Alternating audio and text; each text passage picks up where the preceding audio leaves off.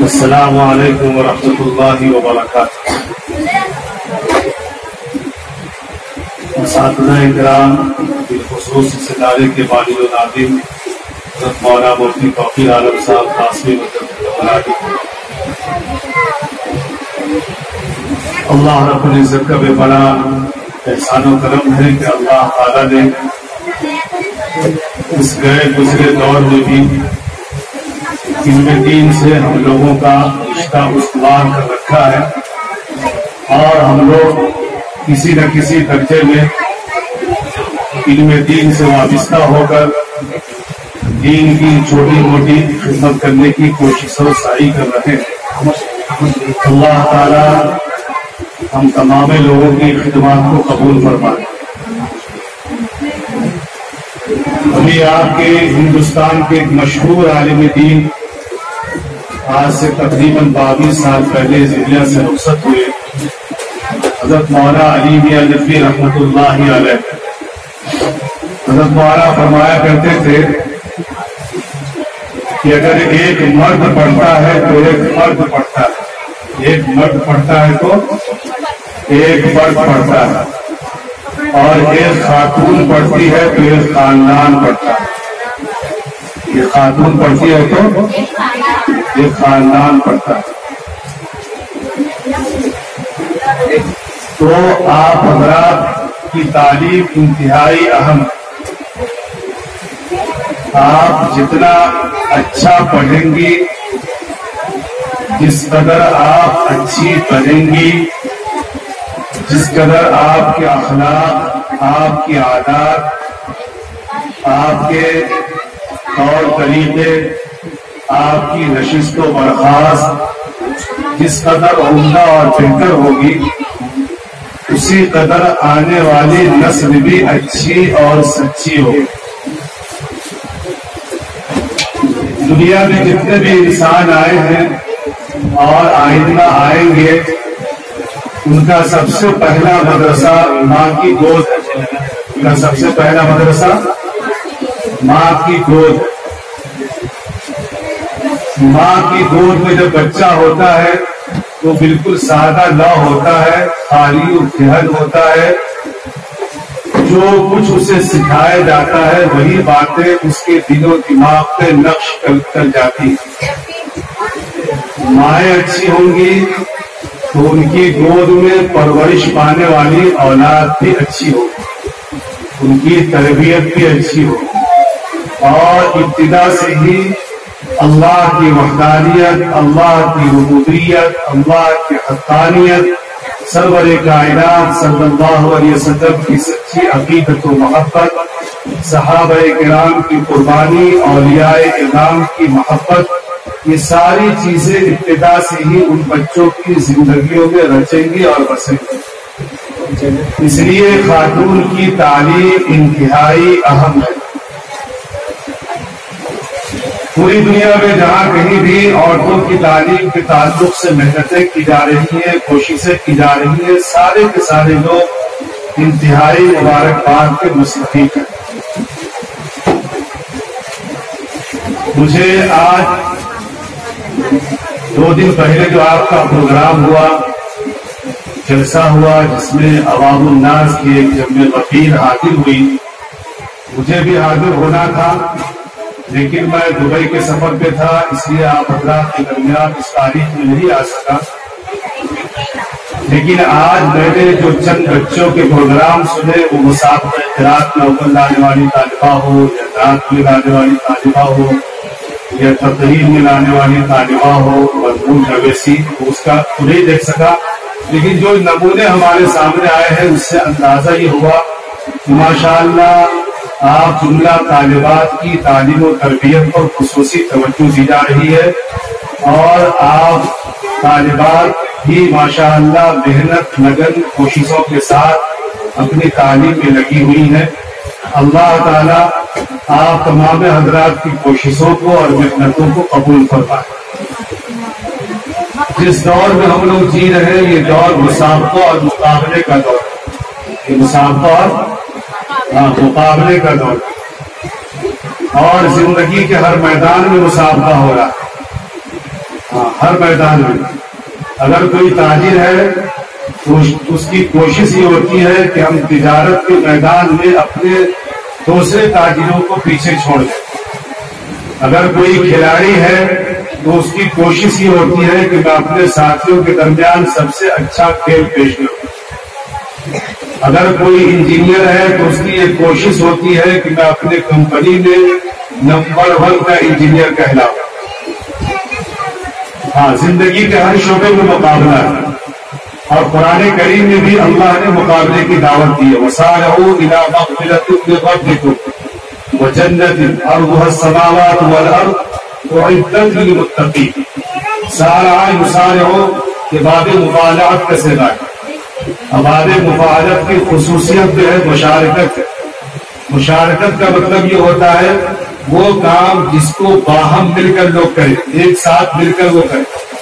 تو اللہ نے کہا وسارعوا، تم سب مل کر دوڑو الی مغفرۃ من ربکم، اپنے رب کی مغفرت کی طرف اور جنت کی طرف جو زمین و آسمان سے زیادہ وسیع و علیم ہے اور جو متقیوں کے لیے تیار کی گئی ہے.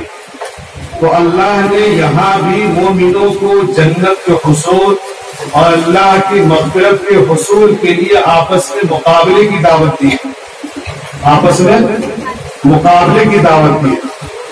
تو ہمیں جس لائن میں بھی ہے، ابھی ہماری تعلیم کا میدان ہے، ہم تعلیم حاصل کر رہے ہیں، تو ہمارا مقابلہ اس میں ہو کہ اگر ہم ناظرہ پڑھ رہے ہیں تو ہم ساتھیوں میں سب سے اچھا پڑھیں، حفظ کر رہے ہیں سب سے عمدہ یاد کریں، لکھ رہے ہیں سب سے عمدہ لکھیں، نعت پڑھ رہے ہیں سب سے عمدہ اور اچھی نعت پڑھیں.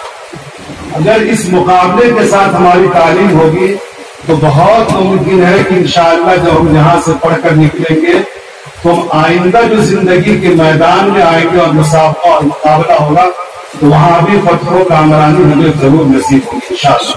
اور انشاءاللہ سال بھر آپ جملہ طالبات نے تعلیم حاصل کی ماشاءاللہ، اس کی کارکردگی سامنے آئی. اب آ گیا ہے موقع آزمائش کا.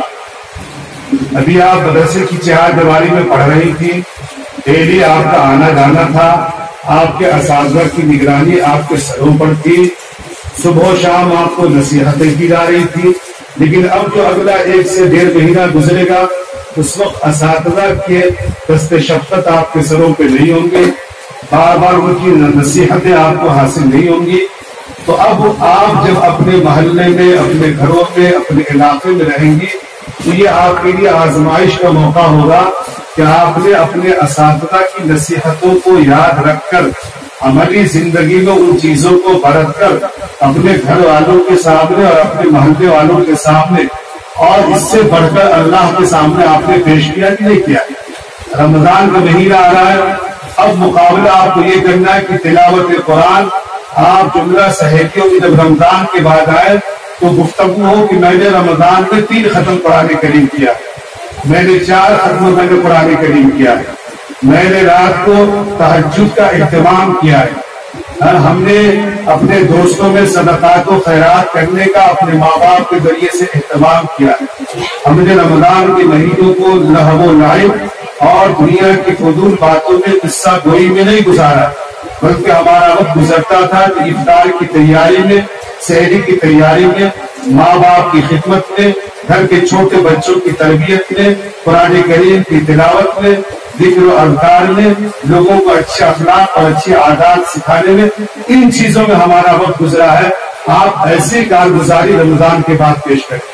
اگر اس طریقے کی کارگزاری اگر آپ کی آتی ہے تو آپ گویا ان آزمائش میں کامیاب ہیں اور آپ محلے والوں کے لیے، گھر والوں کے لیے سرخروئی کی باعث. اگر آپ نے وقت کو ضائع کیا، اس کا صحیح استعمال نہیں کیا اور رمضان کو یوں ہی فضولیات میں گزار دیا اور اپنے اخلاق حسنہ کو آپ نے نہیں پیش کیا تو پھر گویا کہ آپ ناکام و نامراد. تو میں آپ جملہ ساری بچیوں سے یہی درخواست کروں گا کہ آپ کو جو کچھ سکھایا گیا، جو کچھ پڑھایا گیا، جو کچھ بتایا گیا، ان ساری چیزوں کو عملی زندگی میں گھر پہ پڑھتے ہیں. اور جو بچیاں عربی درجات میں وہ اپنی پچھلی کتابوں کی ریویژن کریں. گھر پہ جا کے موقع ملے تو اسے آپ پڑھیں، تاکہ اگلی استعداد جو آپ کے اگلے درجات میں آنے والی ہے تو آپ کی استعداد کمزور نہ ہو، بلکہ آپ کی استعداد اچھی رہے اور باقی رہے. تو یہ بھی کوشش کرتے ہیں انشاءاللہ، کریں گے انشاءاللہ. اور ایک سب سے بڑی بات کہ رمضان کا مہینہ، اس میں عبادتیں اس کی قیمت بہت بڑھ جاتی ہے اللہ کے نزدیک. تو ان عبادتوں کے ساتھ دعا کا اہتمام کرنا. کن چیزوں کا؟ اور دعا کا اہتمام دو موقع پر خاص طور سے کریں. ایک افطار سے پہلے افطار دسترخوان پہ سجا کر کم سے کم 5 منٹ پہلے آپ افطار پہ بیٹھ جائیں. خوب اللہ سے مانگے، رو رو کر مانگے، اپنے گناہوں پہ ندامت کے آنسو بہائیں. اور جب آنکھ سے آنسو گرنے لگے تو اس وقت اپنے مدرسے کے لیے بھی دعا کریں کہ اللہ میرا مدرسہ جامعہ عائشہ صدیقہ، اس کے جملہ حاجات اور ضروریات کو اللہ پورا فرما، اس کو ایک بڑا ادارہ بنا دے، اس کی جملہ تقاضوں کو پورا فرما دے. اور جامعۃ الابرار اگر آپ کو یاد رہے تو ہمارے مدرسے کے لیے جامعۃ الابرار کے لیے بھی دعا کریں.